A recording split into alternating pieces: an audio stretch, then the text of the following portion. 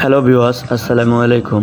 আজকে আপনাদেরকে দেখাবো যে আসলে একটা কৃষক কিভাবে ক্ষতিগ্রস্ত হয়েছে সেটা আপনাদেরকে তুলে ধরাবো। নওগাঁ জেলা আসলে ধানের জন্য বিখ্যাত এবং এর আগে তামাকের জন্য বিখ্যাত ছিল। এই 2 বছর ধরে আমের জন্য বিখ্যাত হচ্ছে। তবে নওগাঁয় সর্বোচ্চ ধান হওয়ার জন্য ধানের জন্য বিখ্যাত এবং আমাদের নওগাঁ জেলাতে বর্তমান বাংলাদেশ সরকারের মাননীয় খাদ্যমন্ত্রীও আছে। তো যেই কৃষকের ধানটা আপনাদেরকে দেখানোর চেষ্টা করতেছি, এই কৃষক ধানটা লাগিয়েছিল, কিন্তু এই ধানে কোনো ত্রুটির কারণে ধানটা না বেড়ে না ফলন হয়ে 1 ফিট উচ্চতা, সর্বোচ্চ 1 ফিটও হবে না, 1 ফিটের 4 ইঞ্চি কমই হবে। যে ধানটা হচ্ছে বসে থেকে কাটা লাগতেছে, আপনারা দেখতে পাচ্ছেন।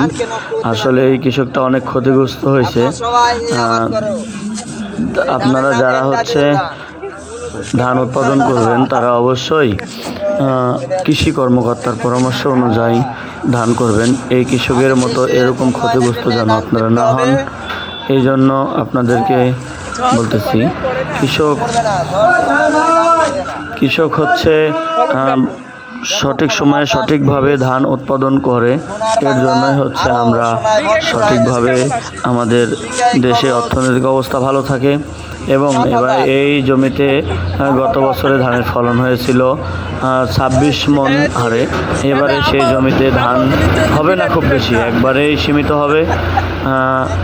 আপনারা এই ভিডিওটা শেয়ার করবেন যেন আর কোনো কৃষক ক্ষতিগ্রস্ত না হয়, কৃষক যেন সচেতন হয় যে এই জমিতে চাষ করবে সেই জমিতে যেন সে সচেতনভাবে চাষ করে, কোনো ত্রুটি যেন না হয়। সচেতনমূলক এই ভিডিওটা আপনাদের মধ্যে শেয়ার করতেছি। আপনারা অবশ্যই আমার এই ভিডিওটা ভালো লাগলে লাইক, কমেন্ট, শেয়ার করবেন এবং কৃষকের সচেতনতা বাড়ানোর জন্য আমার এই ভিডিওটা আপনাদের কাছে শেয়ার একান্ত মঙ্গল কামনা করছি। ওকে ভিউয়ার্স, আসসালামু আলাইকুম।